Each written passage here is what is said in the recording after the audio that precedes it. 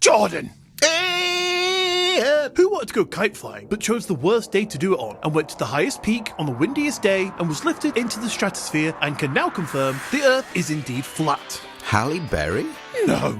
Two guys!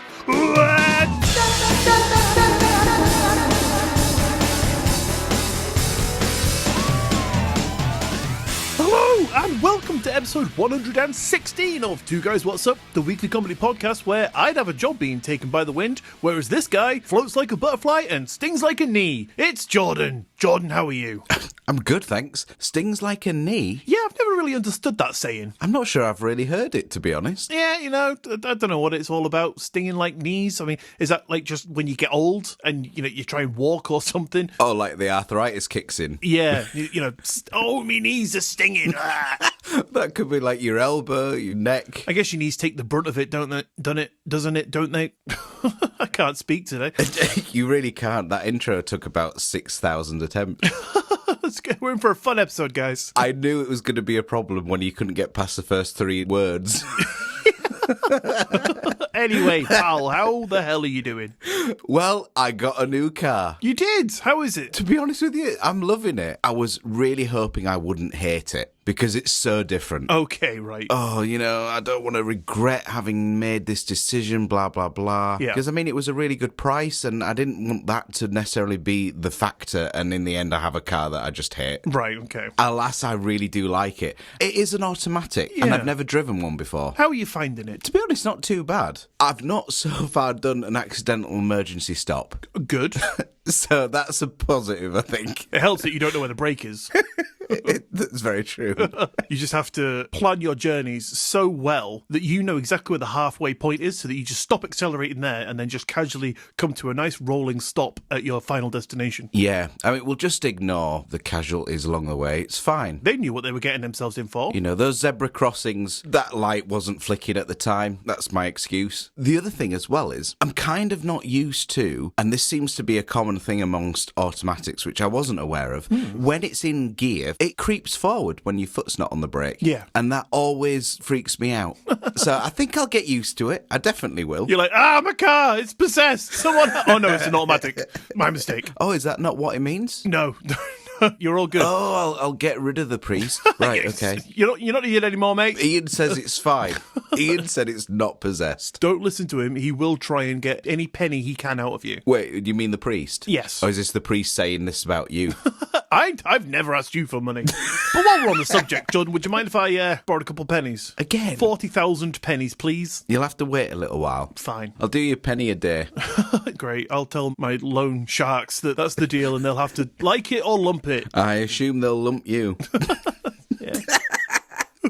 But there is one thing, Ian, that I'm not very pleased with the car. Oh, Lord, what's that? So, I'm so disappointed with the internal speaker system. Oh, no. See, I know nothing about cars, right? So if a car goes, that's the requirement for me to be a good car. Yes, at least reliable. Yeah, but the sound system is the one thing that I always, like, if I'm test driving a car, I'm like, yeah, okay, yeah, it drives. I just need to test the sound system because that is a deal breaker for me. So Yeah. to hear that you're disappointed, mate, that's bad news. Well, the last one I had, and I think you'll remember yourself when you were like, oh, this sounds great. Oh, yeah, I couldn't stop rocking.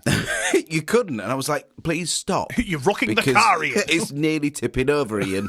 And that had a lovely 7-speaker system dotted around the car, plus a subwoofer. Sweet. Like it was nice. You could feel the thump.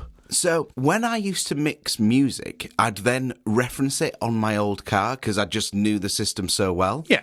Fucking will not be doing that in this car. Oh, no. So now it's a measly little 4-speaker piece of shit Poof. with no subwoofer, and it just sounds like I'm listening to songs with a quilt over the speaker. What you need to do, mate, is get yourself to Halfords, get yourself one of those, like, 700-watt subwoofers in your boot. Yeah, and it'll rock me for me. Exactly, yeah. I'll be like, Ian, what you doing? Oh, no, it's not him. Is Ian in this car? Is Ian the one haunting my vehicle? Am I dreaming this where a Grand Theft Auto level, in certain cars, you could make it bounce? Yeah, there was a cheat that you could make it bounce, yeah. That's what would happen. As soon as the kick drum jumped 30,000 feet. It's like Stop, Seven Nation Army. Stop it. There's the moon. Oh, we did go there. And also then went to Birmingham to Crufts at the weekend, cuddled about 28,000 dogs, went to Cadbury World Factory Tour, stayed in a Doubletree Hilton Hotel, got free warm cookies on arrival, blah, blah, blah. You know, the usual. So what have you been up to, Ian?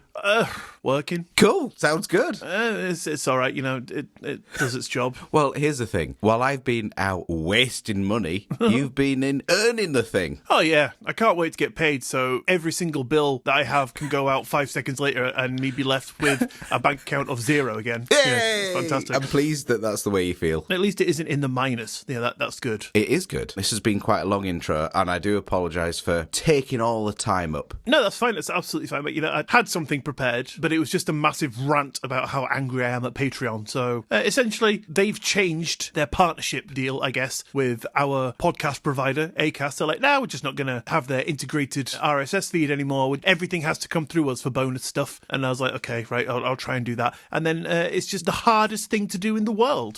So it's actually making me consider just knocking the bonus episodes on the head, to be honest. Oh, right, fair enough. Yeah, it's far too difficult. Just fucking delete the whole thing and maybe even just start again so that we just start from scratch and not have to do the whole integrated move everything over shit. I reckon maybe just give it all in. That's it, actually. Right, well, I'm off, Ian. No, I just bought a new microphone arm, okay? As per your recommendation. So you sit in that chair and you talk to me about bullshit, okay? Okay. Good lad.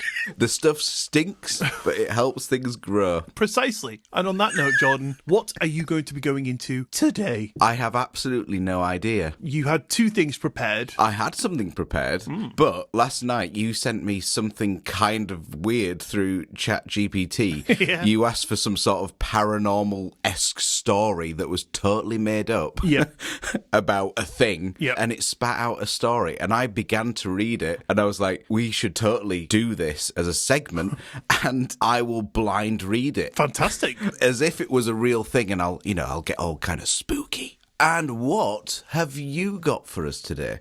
Well, Jordan, as ruined by you 2 weeks ago, the cat is out the bag, it's no surprise, and the wait is over. For today, I have for you a little bit of a story about all the creepiness surrounding one of the strangest hotels around. Do you remember which hotel this might be, Jordan? The Cecil Hotel? Correct! It is the Cecil Hotel, I believe it's pronounced. Get your facts right, mate. Sorry. And also, was it Eliza or Elisa? I think it's Eliza. Because you said Elisa before, and Did I? threw me off. You listened to the episode 2 weeks ago. You see that you sound like a dick. Oh, well, it could be either or. Let's just call her Kevin. Yes, of course. You know, we won't even call it L or anything like that. That's at least representative. I'm happy to proceed. Cool, I am too. I'm excited. Right then, should we go? Yeah, why not? Nice! The Cecil Hotel opened its doors in 1927, right in the heart of downtown Los Angeles. Designed as a luxury destination, it was built with opulent marble lobbies, stained glass windows, and a grandiose design for businessmen and tourists alike. But just 2 years after its opening, the Great Depression hit, and the surrounding area that came to be known as Skid Row slowly began to... Don't laugh. It was that or Laxative Street. Diarrhea Avenue.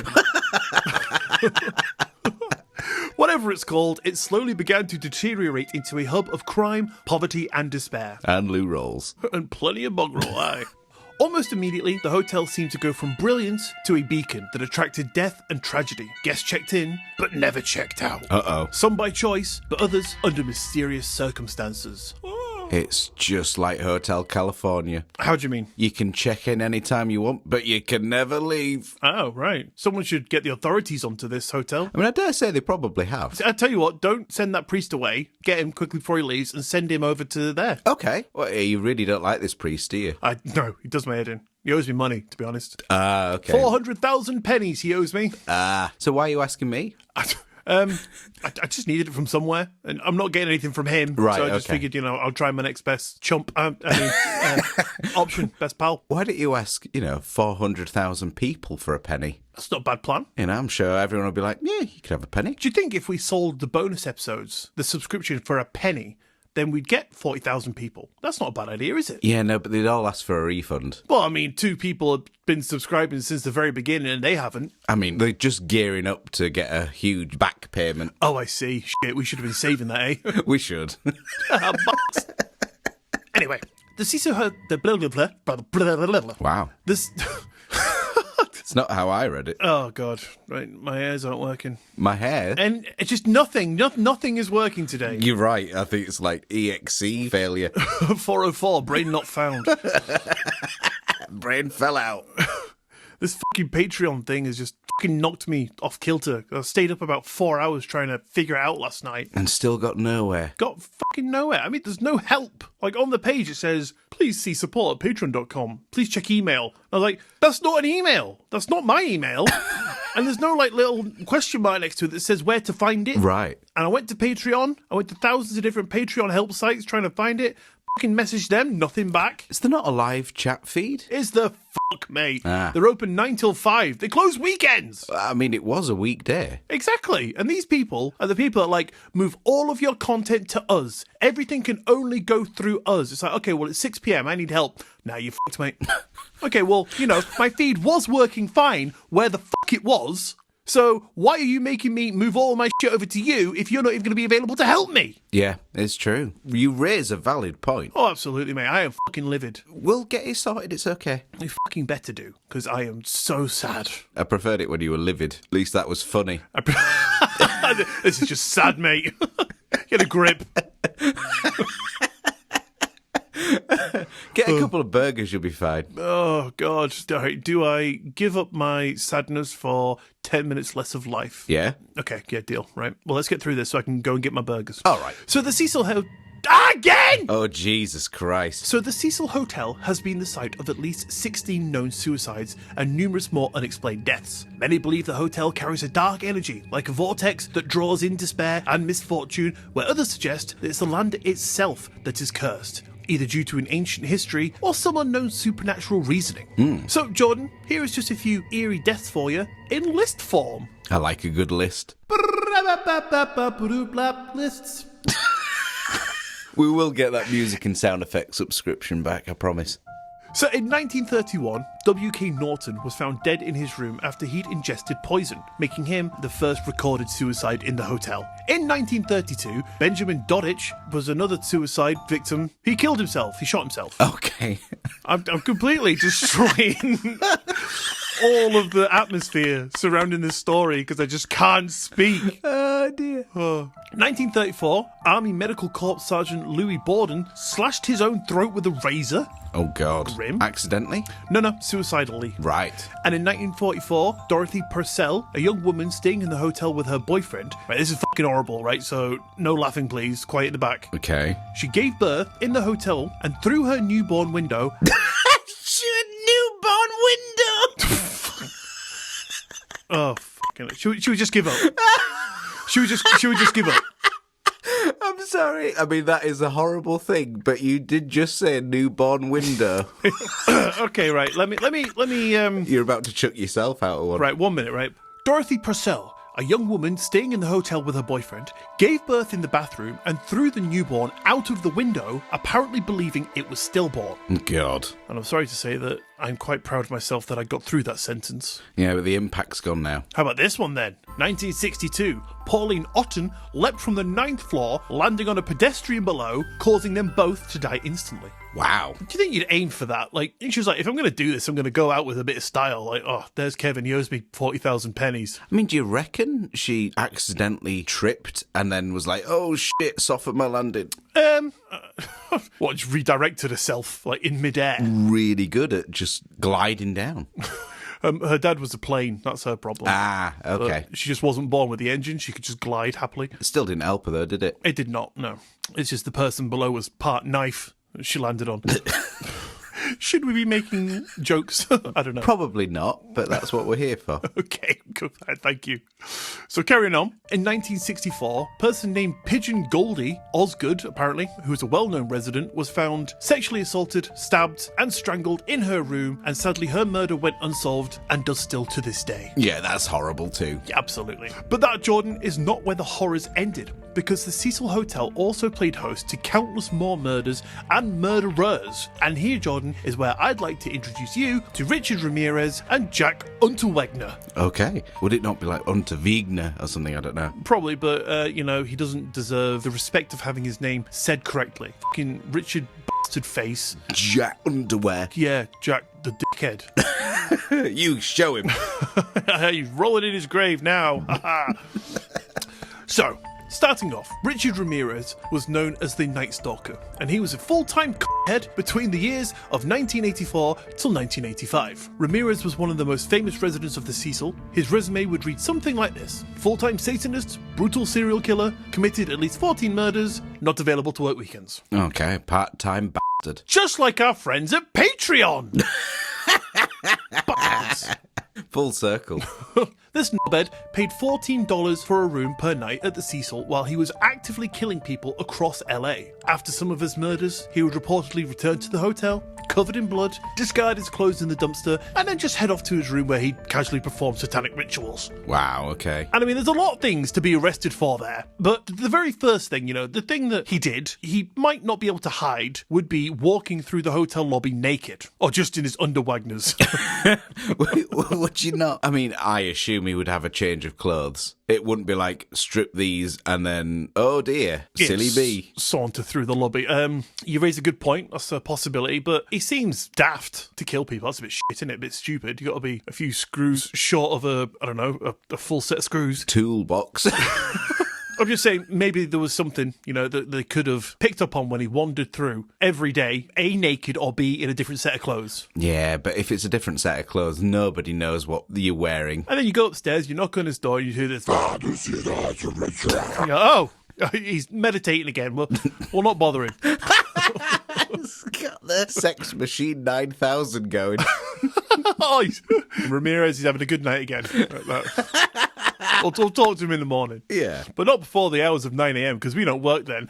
Just like our friends over at Patreon. Oh, God. But even in his death, he was apparently continuing to still be a little bit of a dickhead, as guests and staff would report a dark, oppressive energy coming from the rooms he occupied, and even some claim to have seen him in shadowy form lurking in the hallways. And then there is our not friend, our enemy, Jack Unterwegener, or whatever his fucking name is. And he is an Austrian killer who was an asshole for the entirety of 1991. So this serial killer checked in and booked a long stay in 1991 while posing as a journalist covering crime in LA. This guy had been convicted of murder in Austria, but was released early, claiming that he had been rehabilitated. Like your speech. Get over it. Yet while staying at the Cecil, he strangled at least 3 sex workers with their own bras, wow, mirroring his MO of his Austrian killings. He then left the US, but was eventually arrested back in Austria, where he did the world a favour and hanged himself in prison. Brilliant.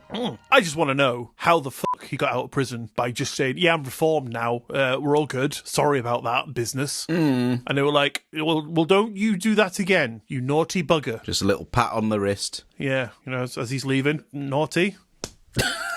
Sorry, guys. If it was that easy to get out of prison, I'm surprised they had anyone occupying any of the cells at all. And was it that one instance that, he got put back in prison? They were like, hang on a minute, this guy, he said on his way out last time that he was reformed.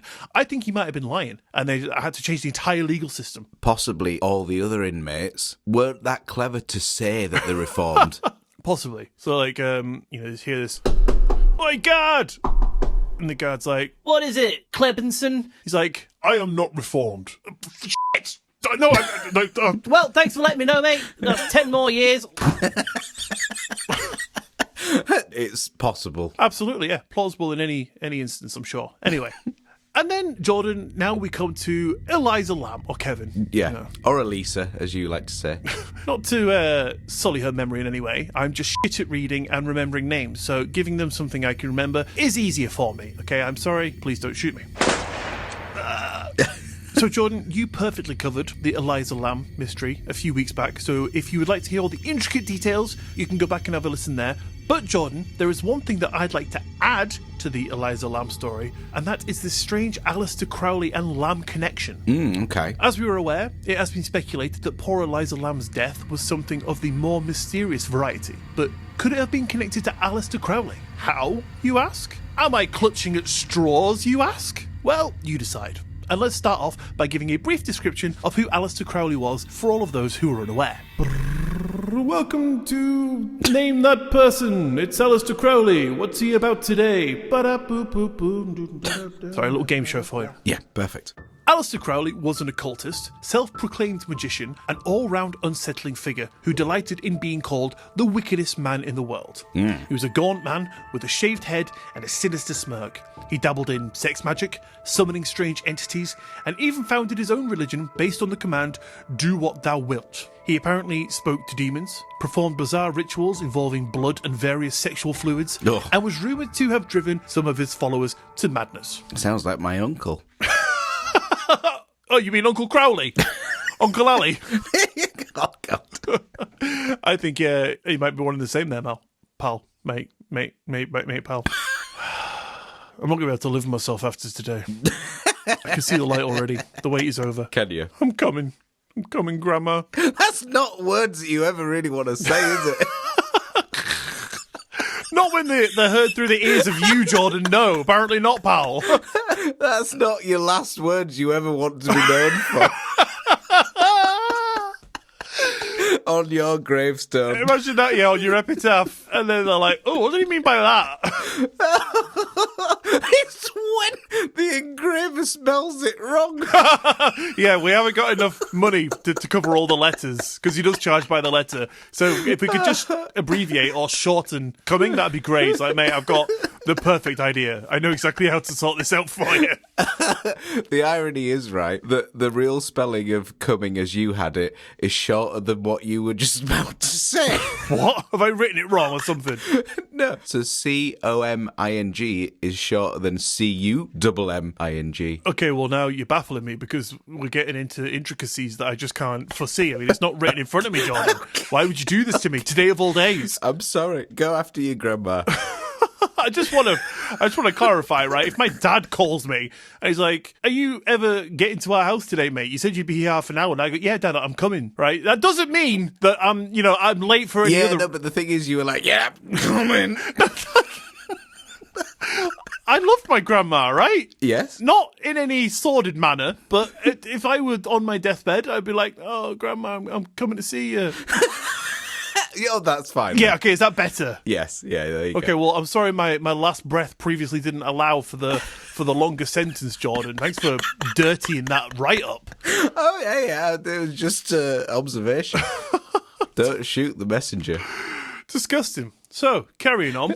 Now we're all introduced. In 1918, Crowley claimed that he had made contact with an interdimensional being who called itself Lamb. This was during the ritual known as Alamantra working, which was a ceremony supposedly designed to open portals between our world and others. Crowley even drew a sketch of Lamb, which looks striking. What? No, it's just the elongated S's. Sorry. My mind is buffering, okay? No, I'm sorry. Where was I? Crowley even drew a sketch of Lamb, which looks strikingly similar to the modern depiction of a grey alien with a large head, small mouth, and dark slanted eyes. And while there's no hard evidence to say that Crowley stayed in the hotel itself, he was in LA in the 1920s. So, the spelling of Lamb, the guy that Crowley contacted, is spelt the same way as it was in Eliza's name, and this made people think that her death may have had some ritualistic or supernatural significance. Ah, okay. Might it be dismissed to suggest, Jordan, that Eliza Lamb might have unknowingly been part of a modern occult ritual, possibly influenced by Crowley's practices or the residual energy left at the Cecil Hotel? Because Crowley loves summoning entities and opening portals, and if his rituals had lasting effects, could merely his stay in LA, in the mere vicinity of the Cecil Hotel, with it having become some sort of spiritual beacon for dark forces and attracting tragic events, being the supernatural reason for the horrifying end that poor Eliza met? Wow. I mean, for one thing, that's a huge sentence. I know, I got through it in one. You did. And the other thing is, if that is true, yes, that's horrendous, but also, that would surely make anybody never want to leave their house again. Because if you just go about your day and suddenly you're in 20 metres of someone that did a ritual however long ago. Yeah. Why would you ever want to do anything again in your life? Well, I think it's more down to the fact that the Cecil Hotel has this reputation for being a magnet for these sorts of forces. So if someone did a ritual next door to my house, that house might not have the energy soak into the walls and become that sort of hotspot for it. It'll just happen and pass. Oh, I see. But because Crowley was in the area of this place that just soaks up that energy like a little fucking paranormal sponge, it just seeps through and shit happens in that area. So it's not just everywhere. Got you. That makes more sense now. I'll now go to the shop later. Thank God I could help you through that horrendous time in your life, Jordan. No, that's what friends are for. Exactly. Not laughing at them when they can't speak. Oh, that is definitely a thing. And I'm okay with it. Now, maybe this is just hearing two of the same words and sticking them together in one theory, but many of Crowley's writings discuss ritual deaths, portals, and supernatural influences. Could he have created a bridge between realms, and could Eliza Lamb unknowingly have stumbled into something or someone sinister? Oh, God, it's appeared. A lightning strike. Oh, no, I thought it was a demon. Oh, no. Do you want to see a picture of this guy, Lamb? Yeah, go on. Oh, it's horrid. Oh, I've seen that before, yeah. Oh, yeah, that's my roommate. It looks like a guitar pick. It does. And now I'm scared of guitar picks. There's one on your desk. Ah! Oh, could we manufacture some with that kind of face on it? That's a great idea. We'll sell them on our Patreon. Oh, no, wait! I mean, we can definitely do that. We don't need an RSS feed for that. That's true. It's very true. So get 10,000 right now. Got it. Imagine that. I forget I order them. And they come to my door and I'm like, oh, what's this package? Rip. Ah! I just die. Here's like a A2 depiction of it for you. I like 20 years on some other podcast, some guy's like, now this lamb creature persisted until recently when another podcast host opened it and the sheer image killed him. And his last words were, "I'm coming, Grandma."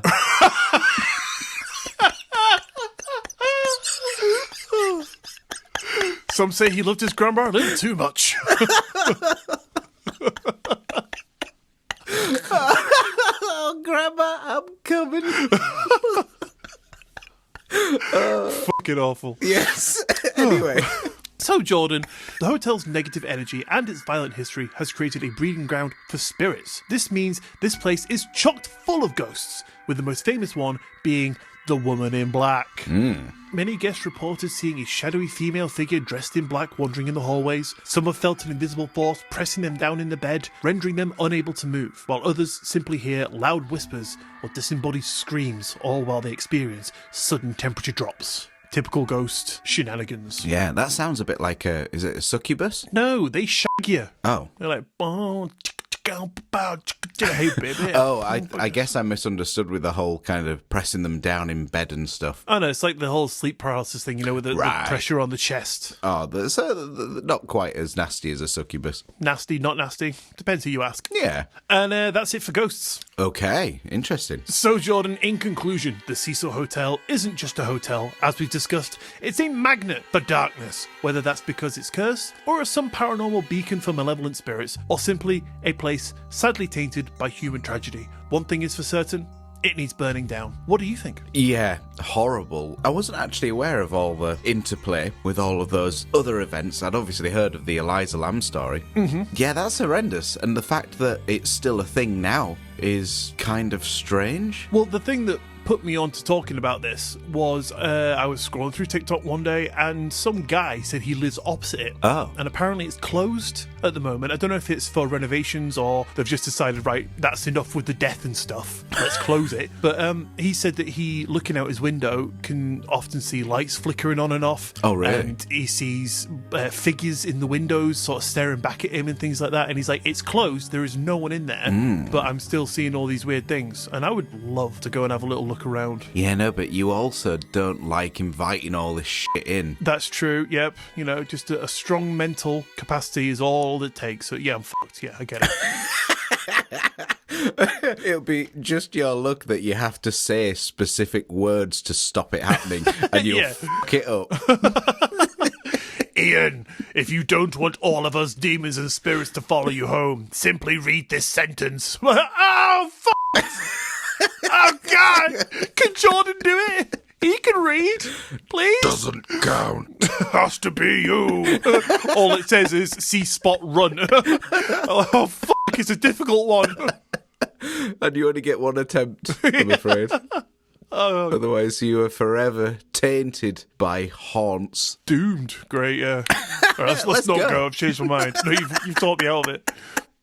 Yeah, what an awful place. Sounds pretty shit, doesn't it? Yeah, with a lot of history, and I mean, if it does reopen, it does kind of make you think why anyone would want to stay there, because I mean, it feels like you're dabbling in something that potentially is greater than you. Yeah, but absolutely very true, and that's a very good view to have, Jordan. Thank you. If you don't understand it, don't fucking mess with it. That's the one. It's one of those things, even if you're not sure or you're on the fence, you still probably would give it a wide berth, wouldn't you? Precisely, yeah. My verdict, just fucking knock the place down, get a priest in, just have him, like, lick a brick or something, you know, just, I don't know, just tickle the foundations. Not sure that's how it works. It is, you know, just a little bit of priest saliva built into the foundations of the newly rebuilt. Don't call it Cecil Hotel, because maybe that's the problem. Just rebuild something else there and just do it better. Combined with the priest spit, we should be fine. All right, okay. Well, it's nice to know a professional approach to it. That's what I'm all about. Well, thank you very much, Ian. That was very interesting. From what I could glean. From the small pieces I could jigsaw together. Right. No, it was good. I enjoyed it. Fantastic. I'm glad you did. Right, Jordan, would you like to hear my prompt now? Oh, yeah, go on. To nicely lead us into your segment, and I am very looking forward to this, because I read the first one, and then you were like, oh, is there any way you could expand on it, and then send me that, and I'll read that. So I haven't read the second one either. Okay. So I'm looking forward to hearing it. So it could be really shit.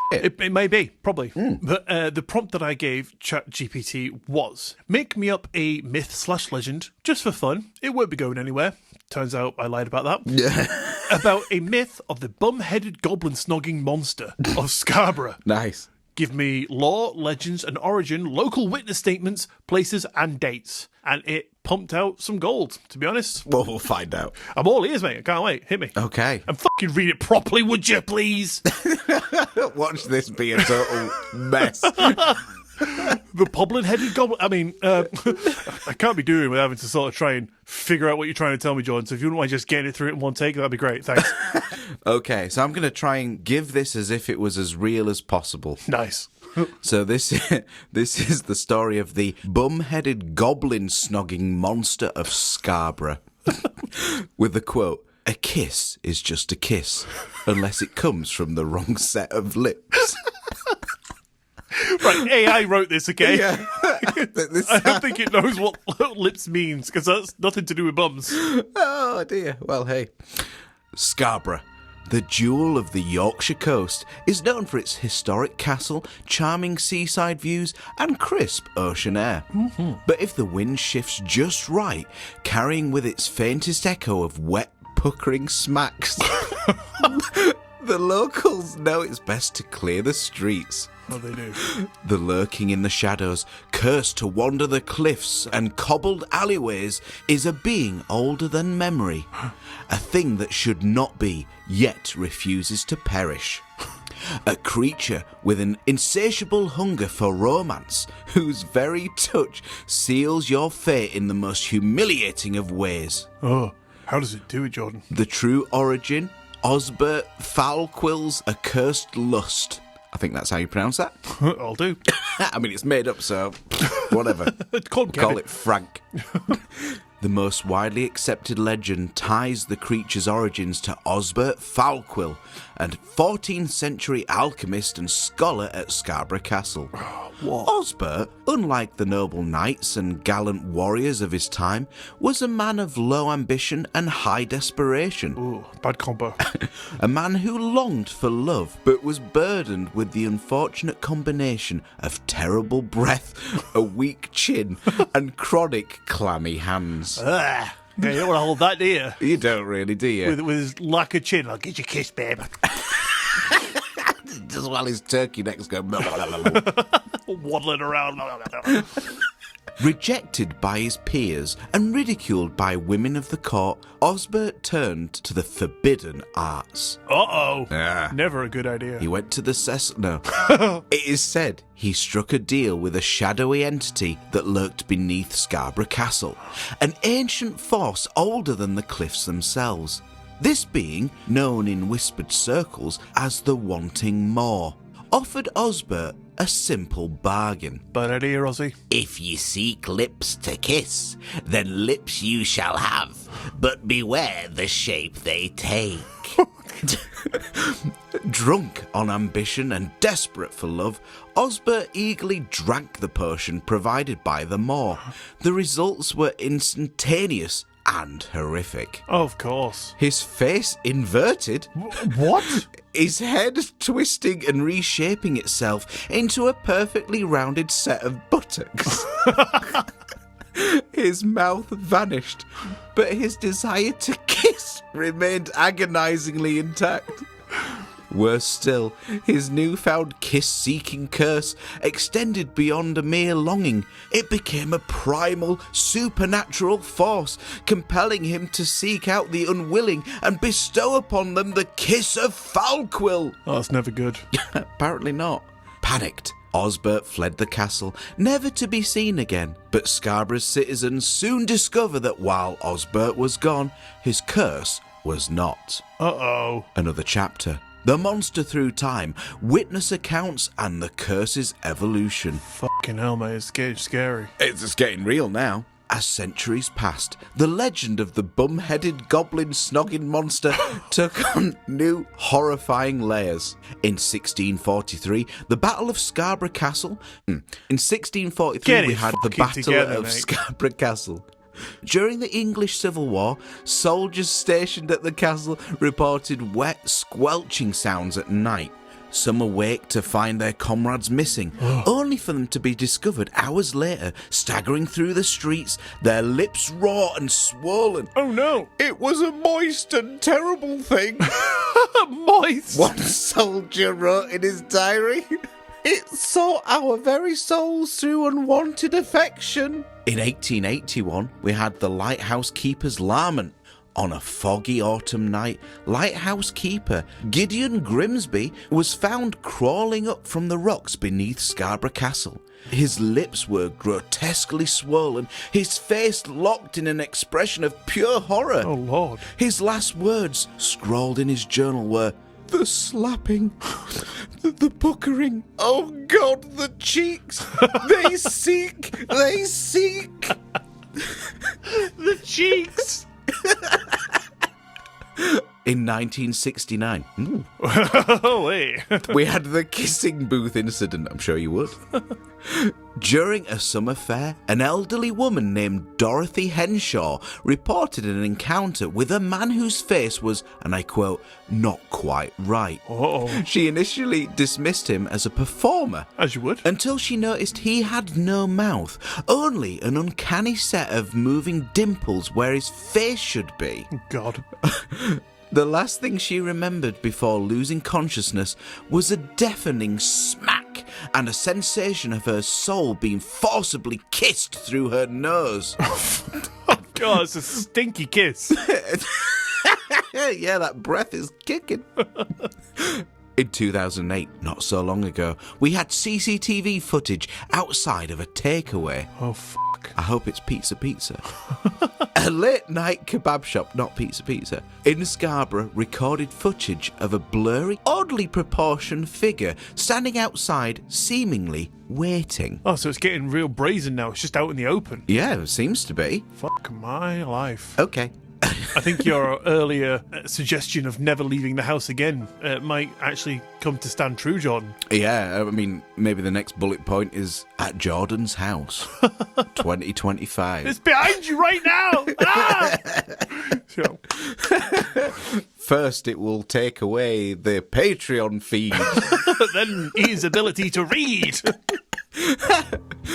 A drunk man stumbled out of the shop and approached the figure, only for him to suddenly lurch backwards, screaming, "Oi! It's got cheeks on its neck!" The footage then cut out. The man later identified as Darren Dazza Thompson. Is that what it says? Yeah, with lovely quotation marks. Oh, Dazza. Darren Dazza Thompson was found 6 miles away, dazed, his lips eerily chapped. Fucking hell, not chapped. The worst part of that story is you're 6 miles from home now. Yeah, that's true. And your nickname's Dazza. Yeah, it wasn't before the interaction, was it? No. It's like, I fucking hate that name, you bastard. Give us a peck. Another chapter. The curse of the kiss and its horrifying consequences. Oh, no. The kiss of Fowlquill is more than just a revolting experience. It's said to doom its victim to 7 years of unbearable romantic misfortune. Huh. It's kind of like 7 years of bad luck when you break a mirror. Yeah. I'm just trying to wrap my brain, like, have I been kissed by this bum-headed goblin snogging monster? Because my love life, she ain't doing too well. Well, I mean... Since my gran died.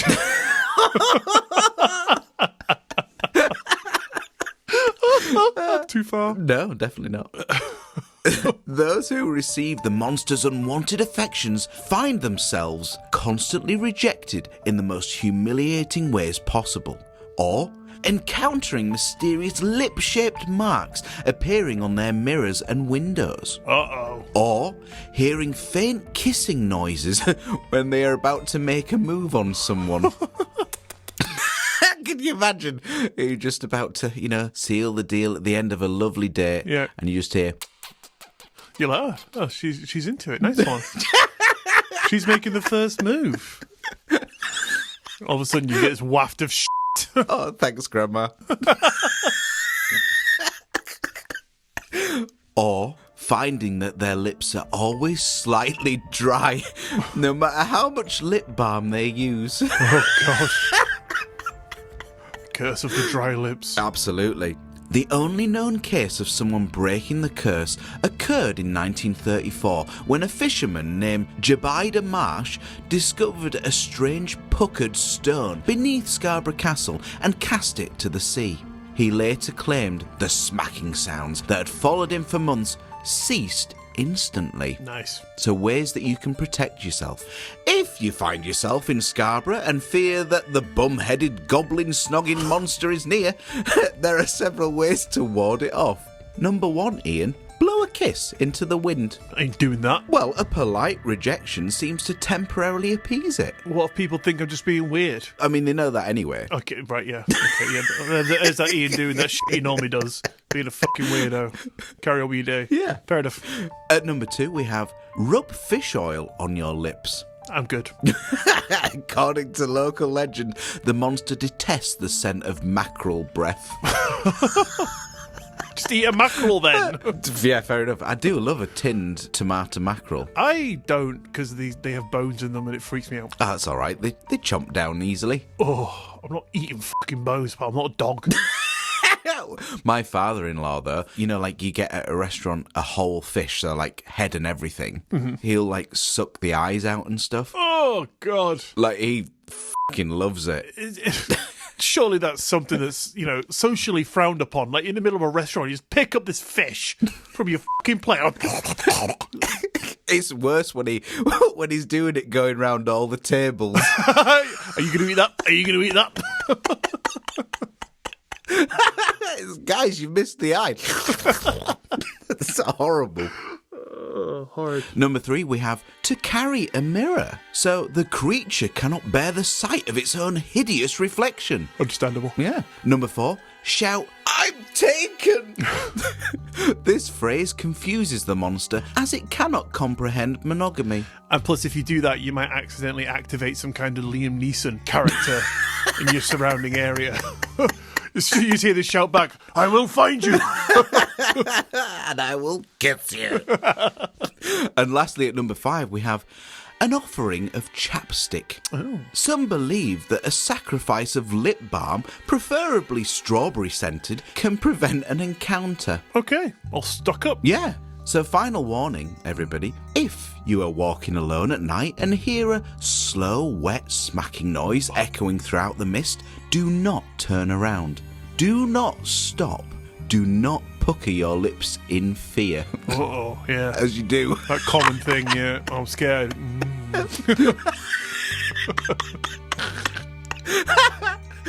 Because once the bum-headed goblin snogging monster sets its sights on you, there is only one fate. A fate wetter than death. Oh, snogged. Snogged into oblivion. So there you have it. That's the story of the Scarborough bum-headed snogging goblin monster thing.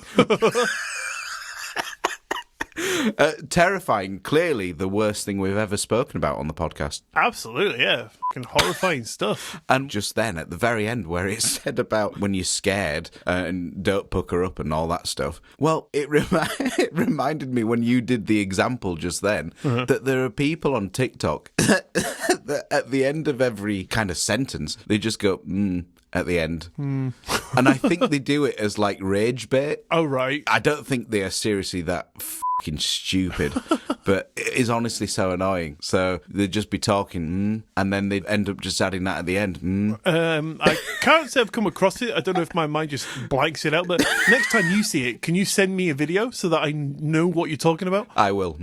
Oh, perfect. Thank you very much. It's so fucking stupid. Oh, lovely. Well, fantastic story. Thank you very much, Jordan. All right, pucker up. It's you! Lord Furkles or whatever your name was. I just wanted to say Farquhar. That's where I was going, yeah, this trick guy. Nice. Anyway, so does that about bring us around to the end of today's episode? I think it does. Nice. Thanks for tuning into today's episode of Two Guys What's Up. Don't forget to follow the show wherever you listen to us so you don't miss another episode, and maybe even tell a friend. Take your friend to Scarborough Seafront and offer them up as sacrifice to the goblin-headed bum-snogging monster. But tell them you'll let them go if they just subscribe to listen to Two Guys What's Up. If they get the phone out fast enough before the snogging commences. And if you'd like to get in touch with us, our Linktree link is in the bio of this episode, which you can click on and be jetted off to every link you will ever need for all your Two Guys What's Up essentials. Want to get your own Two Guys What's Up t-shirt? Click the link. Want to talk me through how to change the RSS feed over seamlessly? Click the link. Want to snog the bum-headed goblin monster? Click the link. And when you click that link, the one that says Linktree links, if you want to get in contact with us, there's bonus episodes still available. Who knows? I'm not holding out hope, but they do start at just £3 a month. So wait till next week. I'll tell you if it's all sorted. I mean, at worst case, £3, nothing, and you get 21 bonus episodes. Wow! Thanks for helping me out there, Jordan. You're welcome. So if you want to help support the show and get some cool stuff while you do so, I can't take it seriously. Head over to our Patreon at patreon.com/2guyswhatsup to check out all the goodies over there. The link will be down below for your pleasure. Whether it works or not is anyone's guess. But if you can't do that, but you still like to help us out, then a 5-star rating and review in your podcast app of choice would be the best, freest way to do that for us, and we would be eternally grateful. Very much so. But on that note, thank you for listening. Have an amazing week, guys. And we will see you next Monday. Bye!